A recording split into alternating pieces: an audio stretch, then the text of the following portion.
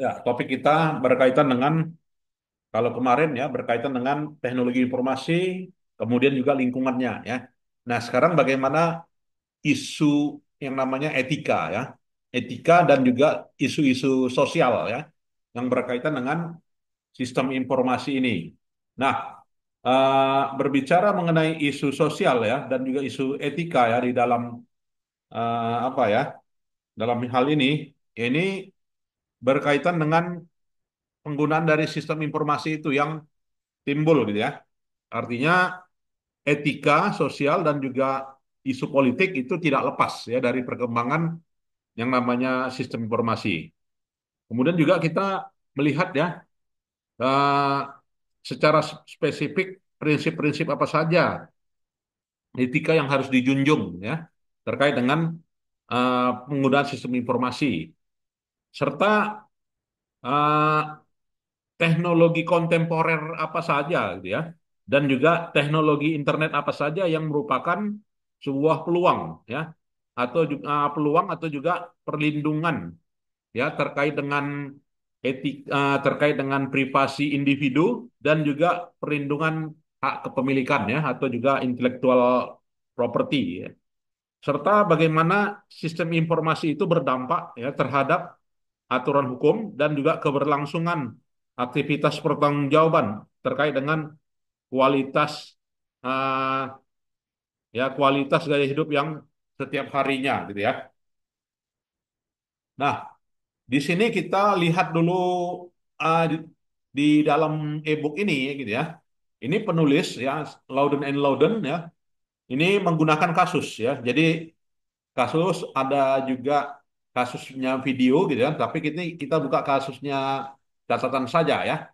Nah, eh, sisi gelap ya dari yang namanya big data. Ya, sisi gelap dari namanya big data.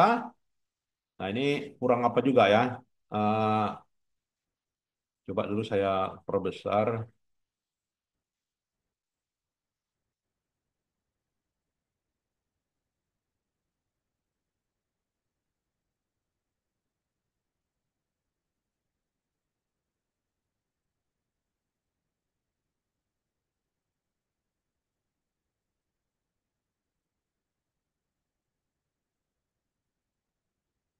Ya, nah sisi gelap dari big data ya.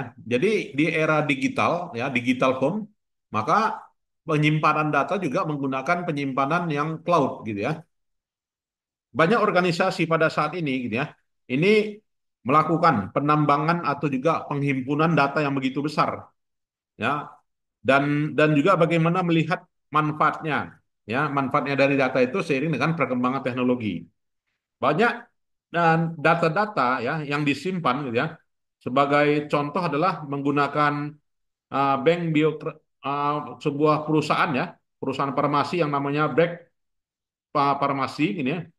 Ini menambang data ya dari pelanggan dari pasien-pasien yang membeli obat gitu ya, serta historis-historis rekaman jejak rekaman medis gitu ya, serta karakteristik demografi dari setiap uh, pasien-pasien yang berobat, yang terutama yang terjangkit kanker gitu ya, itu dideteksi lebih awal ya, serta dilakukan yang namanya treatment secara efektif. Nah, kenapa? Ya karena adanya big data gitu ya, data yang sudah dikumpulkan gitu ya, artinya data yang sudah dikurung ya, sudah di sharing, sudah disimpan gitu ya. Kota Barcelona gitu ya, ini dapat mengulangi dapat mengurangi kebutuhan akan air tahunan ya 25%. Berkat apa?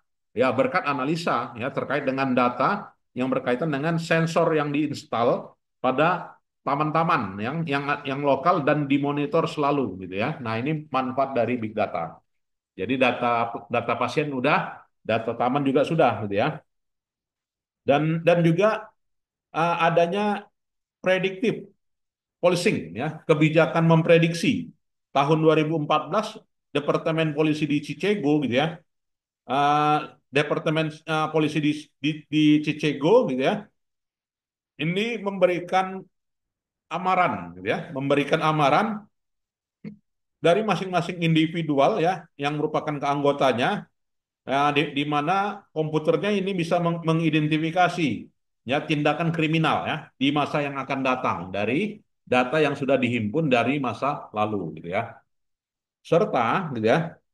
Nah, serta melakukan tindakan apa ya pencegahan ya, pencegahan tindakan kriminal yang terjadi ya yang dilakukan oleh individu berkaitan dengan apa ya pemrograman serta juga penyajian informasi yang dalam hal ini meningkatkan ya latar belakang dan banyak komunitas grup gitu ya ini memproteksi ya terkait dengan bentuk-bentuk tindakan rasial. Nah, jadi ini manfaatnya data-data yang dimanfaatkan oleh Departemen Kepolisian. Jadi tadi perusahaan farmasi, ya Departemen Kepolisian atau juga Departemen Taman tadi ya. Nah, bagi perusahaan asuransi begitu juga gitu ya. Nah, di sini akan melihat gitu ya akan melihat perusahaan asuransi akan melihat kira-kira sejauh mana gitu ya analisa terkait dengan kebiasaan, kemudian juga terkait dengan gaya hidup ya seorang individu gitu ya sehingga dapat ditentukanlah rate asuransi yang tepat ya mulai dari gaya makan ya kan sikap kemudian apakah merokok atau tidak gitu kan. Nah, ini berkat adanya menyimpan rekam rekam seorang apa tadi gitu ya seorang nasabah lah ya maka perusahaan asuransi dapat menentukan rate yang ideal gitu ya serta beberapa kriteria-kriteria yang lainnya. Nah, jadi itulah manfaatnya yang namanya big data ya. Jadi dengan adanya big data tersebut maka gitu ya terdapat ini ya targeting financial vulnerability individual ya. Ya, artinya bagaimana data-data di sini ya ini mengandung unsur-unsur yang mudah diambil oleh orang lain. Nah, jadi keberadaan dari big data tadi ya ternyata bisa digunakan sebagai alat prediksi, akan tetapi punya resiko gitu ya, yang namanya computerized hiring ya, serta yang namanya vulnerability individual ya. Jadi berkaitan dengan pencurian data. Nah, inilah yang namanya disebut dalam kasus ini adalah the dark side ya of the big data. Nah, ini ya.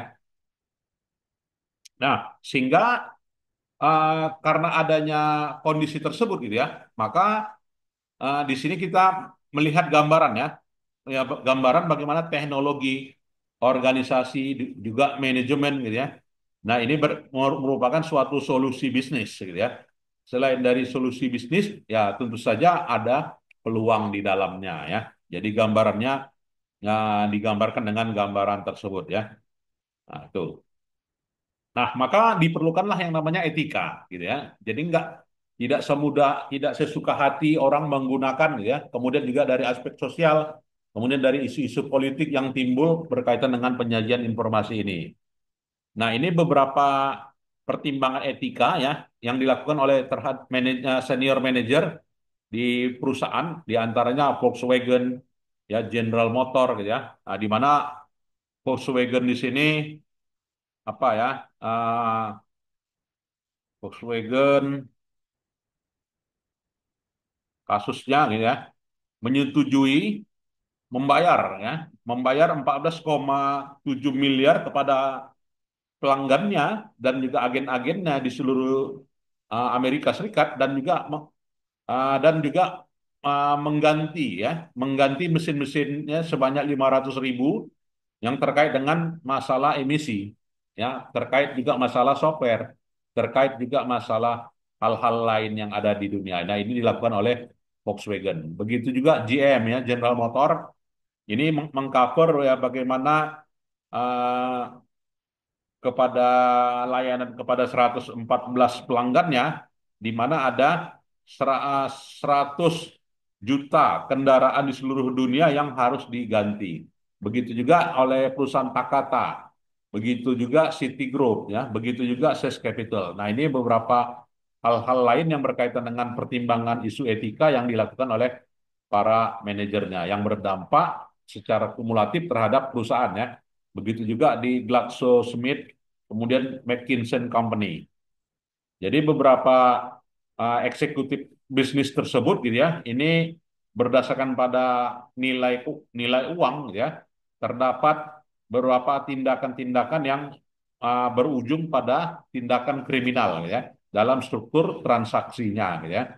Serta ada beberapa hal-hal lain yang berkaitan dengan ancaman ya, sehingga berhubunganlah nantinya dengan isu-isu dunia ya, international trade dan juga Interpol ya. Sehingga etika di sini mengacu adalah beberapa prinsip yang dianggap prinsip yang benar serta prinsip yang salah dari tindakan seseorang individu gitu ya. Jadi tindakannya berdasarkan pada moral ya. Kemudian juga berdasarkan pemilihan berdasarkan perilaku dan juga sistem informasi timbul berkaitan dengan pertanyaan-pertanyaan terkait dengan etika baru yang hubungannya antara individu dan juga sosial ya. Nah ini. Nah ini kalau kita lihat model etika itu yang mana? Ya, model etika dan model sosial dan model politik itu di, itu tidak lepas dari lingkup sistem dan teknologi informasi.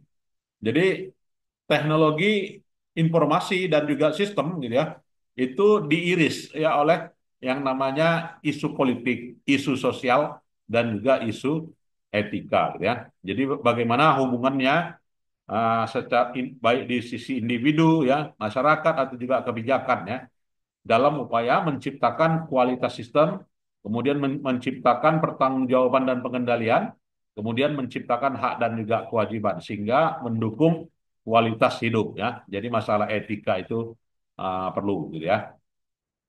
Serta secara parsial yang menunjukkan keseimbangan ya antara individu dan juga institusi sosial. Jadi individu bertindak disebabkan karena uh, institusi sosial, baik itu family, education, atau juga organization yang dikembangkan dari beberapa aturan perilaku yang mendukung ya, dan juga dikembangkan dari politik sektor dan juga perilaku ya, di dalamnya. Nah, bicara etika, maka bicara moral, gitu ya. Maka bicara moral ada 5 dimensi, gitu ya, yang berkaitan dengan informasi. Pertama, itu adalah informasi hak dan kewajiban. Jadi kalau kita mengetahui mana hak dan mana kewajiban, baik itu individu atau juga perorangan, gitu ya, maka kita akan dapat melindungi, uh, berlindung atasnya, ya. Jadi kalau kita sudah tahu hak dan kewajiban, maka kita bisa berlindung atas haknya, ya.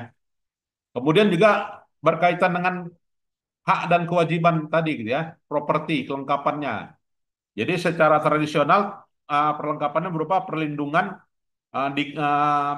digital society dengan menelusuri ya dan juga menelaah ya menelaah terkait dengan hak-haknya tersebut apakah dapat diperoleh dengan mudah atau tidak.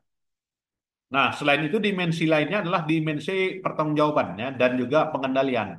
Nah, dimensi pertanggungjawaban dan dimensi pengendalian secara individu ini merupakan suatu hak ya kepemilikan yang melekat erat ya dari penyajian informasi.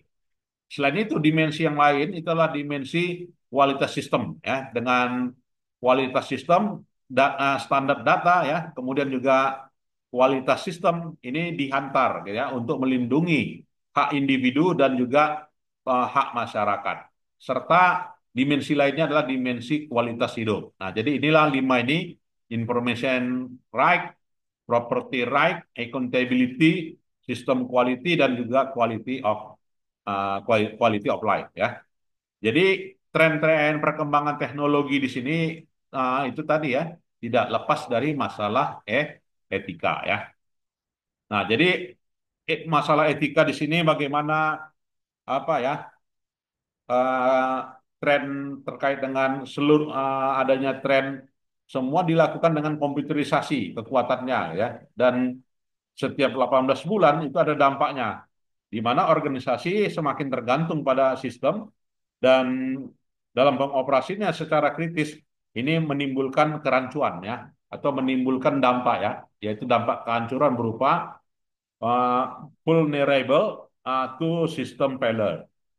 Selain itu juga isu lainnya adalah berkaitan dengan biaya penyimpanan ya yang terus turun ya. Jadi organisasi dengan mudah memaintain database-nya secara individu sehingga nggak ada lagi kendala terkait dengan penyimpanan di rak-rak dan penyimpanan tersebut tidak ada batasan ya, no limit. Ya, kemudian juga isu etika lainnya adalah isu analisa data ya, tingkat lanjut, di mana perusahaan itu menganalisa secara kuantitatif ya data-data yang disajikan oleh individu dan dikembangkan yang berkaitan dengan profil perilaku individu. Selain itu juga isu etika lainnya adalah isu networking advance ya, jaringan tingkat tinggi ya. Kemudian juga berkaitan dengan uh, pengantar mobile yang berdampak gitu ya. Oke ya. Nah, kita melihat juga di sini bagaimana pembelian ya dengan menggunakan kredit card. Nah, ini terkandung di dalamnya informasi personal ya, baik itu informasi personal yang dapat digunakan untuk menelaah ya dan juga berhubungan langsung dengan perusahaan dan juga menyajikan fasilitas teknologi dan juga masalah privasi ya. Nah, ini. Jadi perusahaan melakukan pembelian, nah sehingga implikasinya ada data-data personal ya yang dapat diakses orang gitu ya. Nah, pada chapter 6 sampai dengan chapter 12 ya, ini nantinya akan dibahas lebih lanjut ya terkait dengan penggalian informasi personal ya yang disebut dengan profiling. Sebagai contoh ya dalam hal ini adalah beberapa ribu website yang populer gitu ya, itu terjadi yang namanya double click gitu ya, yang dimiliki oleh Google gitu ya, muncul-munculnya iklan-iklan yang tidak diinginkan ya berupa iklan broker gitu ya, atau juga aktivitas-aktivitas lain yang mengunjungi ya dan juga melakukan pertukaran iklan ya, dan yang dalam hal ini berlandaskan pada uh, visitor information ya, pengunjung-pengunjung yang datang gitu ya. Nah, ini. Kemudian juga prinsip-prinsip khusus apa saja yang terkandung ya dalam menentukan etika dalam pengambilan keputusan. Nah, di sini non-obvious relationship awareness NORA ya. Nah, dalam NORA ya, non non-obvious relationship awareness yaitu berupa watch list, daftar lihat, daftar orang yang melihat. Kemudian juga insiden yang terjadi, kemudian juga transaksi pelanggan, ya, kemudian juga catatan rekaman telepon, atau juga sistem sumber daya manusia, gitu ya. Jadi sistem-sistem itu atau yang namanya record-record itu distandarisasi berdasarkan namanya, kemudian juga digabungkan pada akhirnya. Nah, sehingga nanti muncullah yang namanya bentuk perlindungan yang disebut dengan perlindungan NORA ya.